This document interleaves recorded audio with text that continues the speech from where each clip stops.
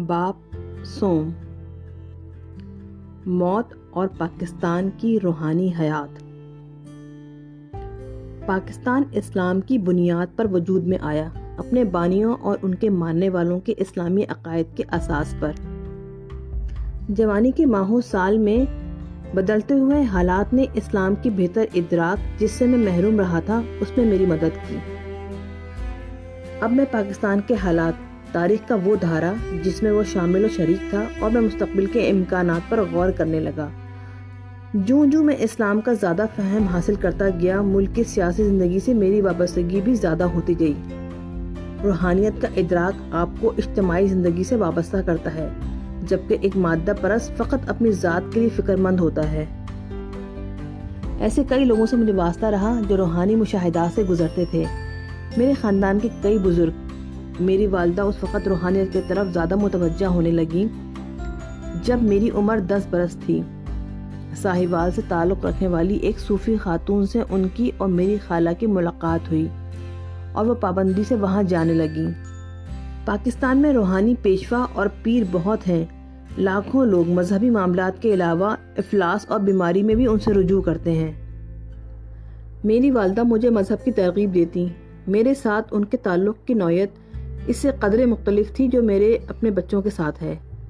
वो मेरी ज़िंदगी पे असरअंदाज होने वाले समाजी और सकाफती असरात से बेखबर थीं। मैं जानता हूँ कि एक मगरबी माशरे में मुसलमान के तौर पर परवान चढ़ने के क्या माने हैं। मेरे वालिद भी मजहबी थे, लेकिन ज़रा मुख्तलिफ अंदाज में। बरसगीर के अजीम सूफिया के वो बेहद कायल थे और उनकी तकरीम करते थे, मगर वो अल्लाह ताला से बराह रास्त ताल्लुक़ पर यकीन रखते थे। मेरी वालदा और खाला की तरह वो इस बाब में किसी रूहानी पेशवा से रहनुमाई की ज़रूरत महसूस ना करते थे। 14 साल की उम्र में मुझे अपने पहले रूहानी तजर्बे से वास्ता पड़ा, जब मैं अल्लाह और मज़हब के बारे में तशकीक का शिकार था। मेरी वालदा की रूहानी पेशवा पहली और आखिरी बार हमारे घर आईं। मेरी वालदा बहुत पुरजोश थीं। वो मुझे उनके पास लेकर गईं कि वो मेरे लिए दुआ करें और रहनुमाई भी।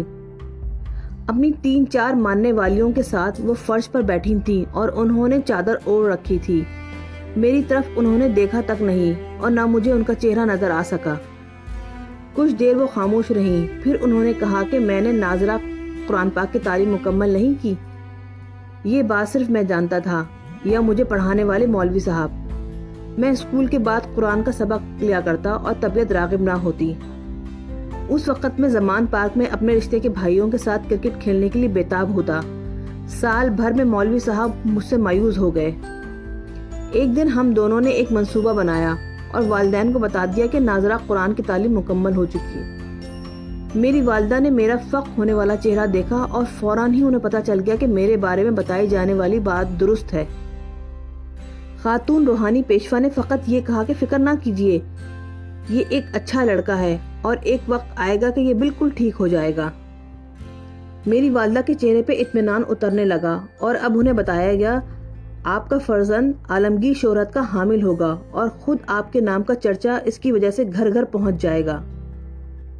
21 बरस बाद जब कैंसर की वजह से मेरी वालदा का इंतकाल हुआ तो उन्हीं के नाम पर शौकत खाना मेमोरियल अस्पताल बनाया गया और दूर दूर तक इसका चर्चा होने लगा। अस्पताल खुला तो कामरानी की एक अजीम तरीन मुसरत मेरे अंदर जागी। क्रिकेट में हासिल की जाने वाली तमाम कामयाबियों के मुकाबले में ये ज़्यादा बड़ा काम था। सच्ची और हकीकी खुशी से कल्ब व दिमाग झूम उठे थे। क्रिकेट के खिलाड़ी से अस्पताल के मेमार और सियासतदान बनने के सफ़र तक शुकूक व शुबहात और जहनी उलझनों से भी मुझे वास्ता पड़ा। रफ्ता रफ्ता मगर मैंने दरियाफ्त किया कि सच्चा इत्मीनान इन्हीं चीज़ों से जन्म लेता है जो हमारे ज़राए अबलाग के नज़दीक हरगिज़ दिलचस्पी की हामिल नहीं। माली ईसार, दूसरों की मदद, ख़ानदानी ज़िंदगी और बेगर्जी के साथ आला मकसद के लिए तगदो। तवील और अलमनाक अलालत के बाद 1985 में मेरी वालदा के इंतकाल ने मेरी ज़िंदगी का रास्ता बदल दिया। बेबसी के एक हौलनाक एहसास ने ज़िंदगी को एक नया मोड़ दिया। रंज और दुख से निजात के लिए अब एक नई राह दरकार थी। वालदा के कैंसर में मुब्तला होने का इल्म मुझे 1984 में हुआ। टेलीफोन पर जब मेरी बहन अलीमा ने मुझसे रब्ता किया और बताया कि जो चीज़ मेदे का जख्म समझी गई थी दरअसल वो कैंसर है, میں اس وقت لندن میں تھا اور میری پنڈلی کی چوٹ مندمل ہو رہی تھی۔ علاج کے لیے والدہ کو لندن لے کر آیا، لیکن ستمبر میں جب تک ہم انہیں گھر لے جاتے بیماری جگر تک پھیل چکی تھی۔ ان کے آخری 6 ہفتے بہت ہی دردناک تھے اور یاد آتے ہیں تو آج بھی میں کوشش کرتا ہوں کہ اپنے ذہن میں انہیں اجاگر نہ ہونے دوں۔ لاچار ہونے کی دردناک کیفیت میں اللہ سے دعا مانگتا، یا رب میری ماں کی مدد کر۔ خاندان کے دوسرے لوگ بھی یہی کر رہے تھے۔ میں اتنا پریشان تھا کہ ایک روحانی معالج کو گھر لے آیا جو بالکل جعلساز ثابت ہوا۔ ان دنوں مجھے یہ بھی اندازہ ہوا کہ ملک میں پیروں، روحانی معالجوں اور جعلسازوں کی ایک پوری صنعت موجود ہے۔ والدہ کی وفات کے چند ماہ تک میں اللہ کو بالکل ہی بھولا رہا، مگر اس کے بعد میرے اندر ایک سوال کی جنگ پھر سے جاگ اٹھی کہ اس کائنات کا کوئی پروردگار ہے یا نہیں۔ اللہ سے میں ناخوش تھا۔ اگر وہ موجود ہے تو میری ماں اس اذیت سے کیوں دوچار ہوئی؟ وہ ایک روحانی ہستی اور اس قدر بے غرض تھی۔ والدہ کی موت اور پنڈلی کی چوٹ نے مجھے احساس دلایا کہ آدمی کتنا بے بس ہے۔ اپنی صلاحیت اور محنت پر جو اعتماد کبھی پوری قوت سے کار فرما تھا اب باقی نہ رہا۔ ایسا لگا کہ کسی نے میری ہستی کی ساری حقیقت مجھے یاد دلا دی ہے۔ اب پھر سے میں فجر کی نماز پڑھنے لگا۔ ایک طرح سے یہ احساس تحفظ کی آرزو تھی۔ اگر اللہ واقعی موجود ہو تو اس کے سامنے جھکنا چاہیے۔ شاید بعض دوسرے مسلمان بھی اسی طرح سوچتے ہوں۔ وہ اس لیے عبادت نہیں کرتے کہ اللہ کے وجود پر انہیں یقین ہے، بلکہ اس لیے کہ وہ موجود ہے۔ میری پنڈلی اب ٹھیک ہو گئی اور پورے جوش و جذبے کے ساتھ ایک بار پھر میں کرکٹ کی طرف لوٹ گیا۔ ایک بار پھر میں ویسے ہی کامیابیاں حاصل کرنے لگا۔ امتحان کے ماہ و سال نے ذہنی طور پر مجھے مضبوط کر دیا تھا۔ جس طرح ورزش سے جسم توانا ہو جاتا ہے، امتحانات کی بھٹی میں تپ کر ذہن بھی زیادہ بوجھ اٹھانے کے قابل ہو جاتا ہے۔ اب میں نے محسوس کیا کہ وہ چمکدار طرز زندگی جو دور سے بہت دلکش لگتی ہے، محض فریب نظر ہے۔ وقتی اور عارضی مراسم میں جدائی کے بعد جو زخم لگتے ہیں اور باطن میں ویرانی کا جو احساس جنم لیتا ہے، سچی مسرت کو خون کی طرح چاٹ لیتا ہے۔ 1980 کے عشرے میں شاندار پارٹیوں میں شریک ہونے والے جتنے لوگوں کو میں جانتا تھا، ان میں سے اکثر کا حال یہ تھا کہ جب تک معدے کو وہ الکوہل سے بھر نہ لیتے، تقریبات میں گھل مل جانے کے قابل نہ ہوتے۔ یہ خدا کی باقی سائری کائنات سے کٹی ہوئی دنیا تھی۔ اب ان چیزوں سے بھی مجھے وحشت ہونے لگی جو کبھی بہت بھاتی تھیں۔ جن لوگوں سے میری راہ و رسم تھی وہ مہنگے ریسٹورینٹس، مشہور کمپنیوں کے قیمتی ملبوسات، ساحلوں اور کشتیوں پر چھٹیاں منانے والے اور ہالی ووڈ کے انداز زندگی کے عادی تھے۔ مگر اب نائٹ کلبوں اور پارٹیوں سے ہی نہیں، گھر سے باہر کھانے سے بھی مجھے وحشت ہونے لگی۔ میں گھر پر کھانا کھانے لگا۔ زندگی کا انداز بدلا تو مجھے معلوم ہوا کہ فطری مسرت اور تلاش کی جانے والی خوشی میں فرق کیا ہے۔ لذت کو میں نے خوشی کا متبادل سمجھ لیا تھا، جس کا نتیجہ آخرکار منفی ہوتا ہے۔ زندگی میں کتنے ہی لوگوں کو میں نے لذت طلبی، بادہ نوشی اور منشیات کے ہاتھوں اپنی زندگی برباد کرتے دیکھا۔ گلوکاری، فلم اور کھیل کے کتنے ستاروں کو۔ میری زندگی اس پھسلن میں اتر کر برباد ہو گئی ہوتی کہ جب اس دنیا کو میں نے دریافت کیا تو میری عمر صرف 18 سال تھی۔ جنسی آوارگی، منشیات اور راک اینڈ رول کے انقلاب کا زمانہ۔ جس چیز نے مجھے تباہی سے بچا لیا وہ کرکٹ تھی۔ بہترین کارکردگی کے لیے مجھے بہترین صحت درکار تھی، چنانچہ میں اس طرز زندگی میں کچھ زیادہ ملوث اور مبتلا نہ ہوا۔ عزت نفس کے گہرے احساس نے مجھے اجازت نہ دی کہ کرکٹ کے میدان میں خود کو تحقیر سے دوچار ہونے دوں۔ اپنے خاندان، قریبی رشتہ داروں اور ان سب سے بڑھ کر اپنی والدہ کے سامنے خفت سے دوچار ہونے کے خوف نے مجھے اپنے آپ پر قابو پانے پر آمادہ کیا۔ اب میں نے دریافت کیا کہ جس ماحول میں ہم پروان چڑھتے ہیں کس طرح وہ ہم پر اثر انداز ہوتا ہے۔ شمالی علاقوں کی سیاحت اور سالٹ رینج میں تیتر کے شکار کو میں نے اپنا معمول بنا لیا اور ان سے لطف اندوز ہونے لگا۔ ان سب کھانوں کے برعکس دنیا بھر کے اعلیٰ ریسٹورینٹ میں جن کا میں نے لطف اٹھایا تھا، پاکستان کے شاہراہوں پر ٹرک ڈرائیوروں کے ہوٹل میں مجھے زیادہ اچھا لگا، جہاں چارپائیاں بچھی ہوتی ہیں اور چائے کی پیالیوں کے ساتھ چٹپٹے طعام، جہاں چارپائیاں بچھی ہوئی ہوتی ہیں اور چائے کی پیالیوں کے ساتھ چٹپٹے کھانے میسر ہوتے ہیں، سادہ سے کھانے مگر بالکل تازہ، دیسی گھی میں پکی دال، گوشت یا مرغ۔ مگر سب سے اچھے کھانے پرانے لاہور کے ہیں، پورے برِ صغیر میں ان کا کوئی مقابلہ نہیں۔ ایک دیہی علاقے میں پہلی بار میں اس آدمی سے ملا جسے میری روحانی زندگی کا اولین رہنما بننا تھا۔ محض اتفاقاً اس شخص سے میری ملاقات ہوئی اور جو کچھ اس نے مجھے بتایا اس کے نتیجے میں میرا تجسس بڑھتا گیا۔ اب میں اس نوع کے خیالات پر اور زیادہ خوش دلی سے غور کرنے لگا۔ اپنے ان تجربات کو میں پاکستان کی تاریخ کا ایک حصہ ہی سمجھتا ہوں کہ تبھی مجھے اپنی قوم کا ادراک ہوا، تبھی اپنے سامنے بے حجاب ہوتے ہوئے تاریخی عمل کو میں سمجھ پایا، اور یہ کہ خود اس میں میرا کردار کیا ہو سکتا ہے۔ 1987 میں جب پہلی بار میں نے کرکٹ سے ریٹائرمنٹ کا اعلان کیا تو ایک دن میں شمال میں اپنے چند دوستوں کے ساتھ لاہور سے تقریباً لگ بھگ 100 میل کے فاصلے پر تھا۔ شکار سے فارغ ہونے کے بعد میرے میزبان نے مجھ سے کہا کہ واپسی کے دوران میں ایک روحانی آدمی سے مل لوں جو ایک گاؤں میں رہائش پذیر ہے۔ ذاتی طور پر مجھے کوئی دلچسپی محسوس نہ ہوئی، مگر دوسروں کی خاطر میں آمادہ ہو گیا۔ بابا چالا نام کا یہ آدمی بھارتی سرحد سے چند میل ادھر مقیم تھا۔ مطمئن چہرے اور چھوٹے قد کے ساتھ وہ چپتی ہوئی آنکھوں والا شخص تھا۔ وہ نہیں جانتا تھا کہ میں کون ہوں۔ گاؤں کے کسی گھر میں ٹیلی ویژن نہ تھا۔ مزید یہ کہ وہ ایسا شخص نظر نہیں آتا تھا جسے کرکٹ سے دلچسپی ہو۔ میری ریٹائرمنٹ کے بارے میں یقیناً اس نے کچھ نہیں سنا تھا، اگرچہ اخبارات اور ٹی وی میں اس کا چرچا تھا۔ میرے میزبان نے اس سے پوچھا کہ کرکٹ کے بعد میں کیا کروں گا۔ اس شخص نے میری طرف دیکھا اور کہا کہ ابھی کرکٹ اس نے ترک نہیں کی۔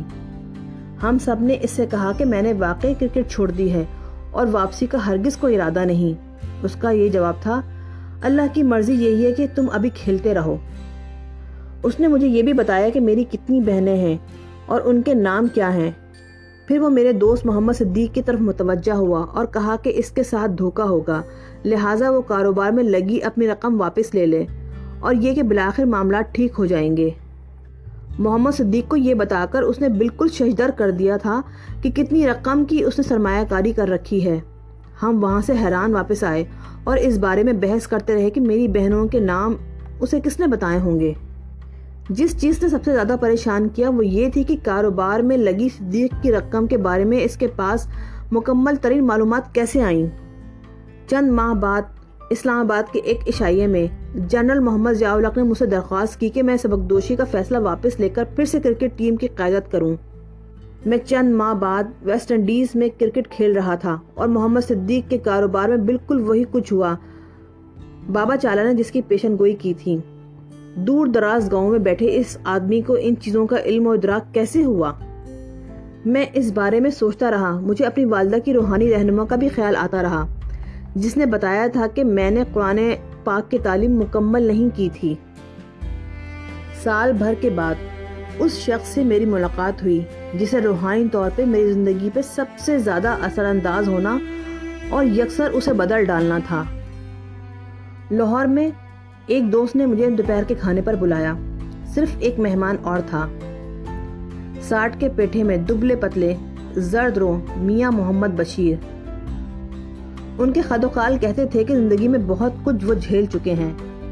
وہ نچلے درجے کے ایک سرکاری اہلکار تھے اور مجھے بتایا گیا کہ وہ اپنی محدود سی پینشن میں گزر اوقات کرتے ہیں۔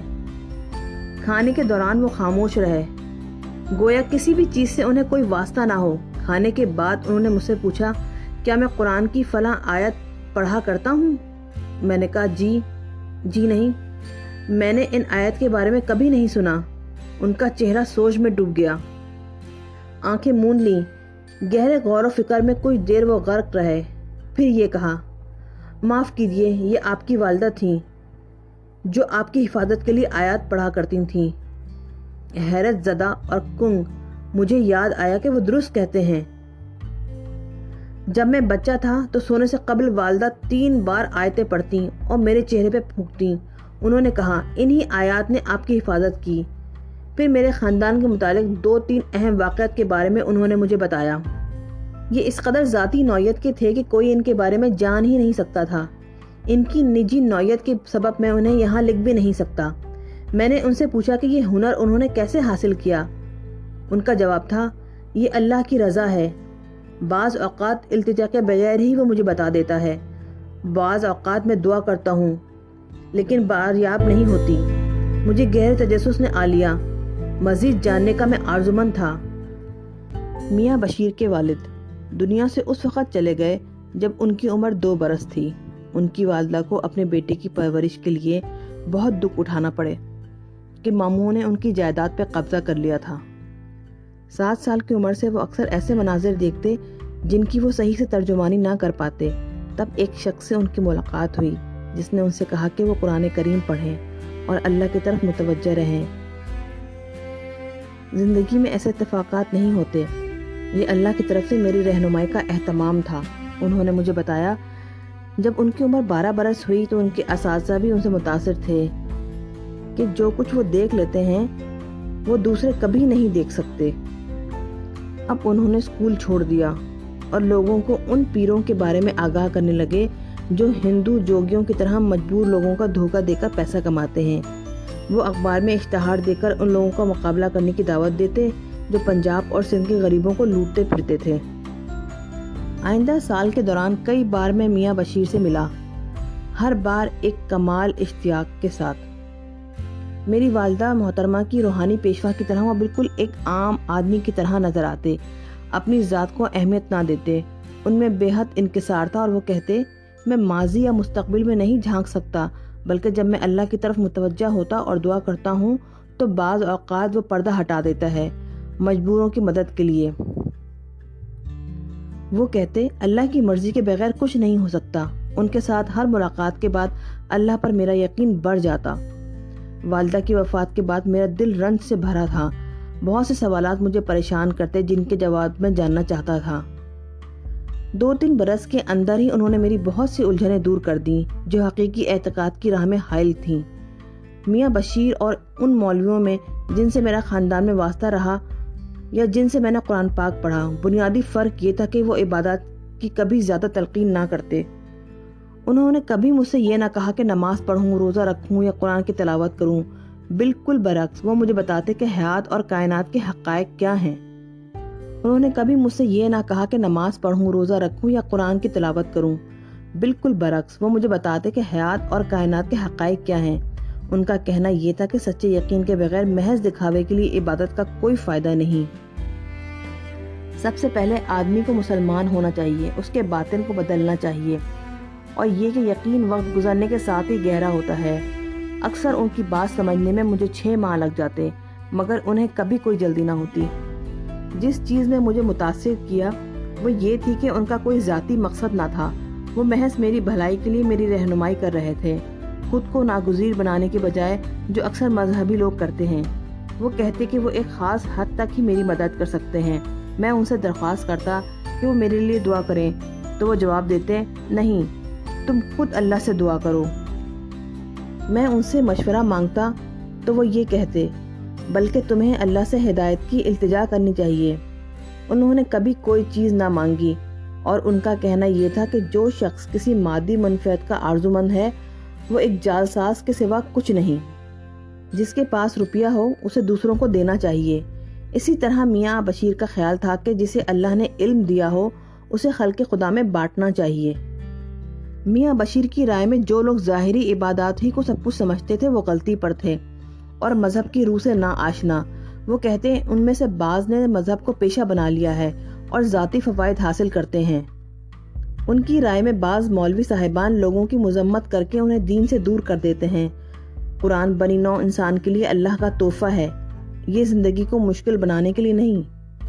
آپ کو لوگوں پر دباؤ ڈالنے کے بجائے ان کے قلوب و اذہان کو اسے قبول کرنے پہ آمادہ کرنا چاہیے۔ ایمان اللہ کی طرف سے سب سے بڑی عطا ہے۔ انہوں نے مجھے سکھایا کہ مذہب اگر ذہنی سکون عطا نہیں کرتا تو وہ حقیقی نہیں، یعنی آدمی کے باطن میں سرایت نہیں کر سکا۔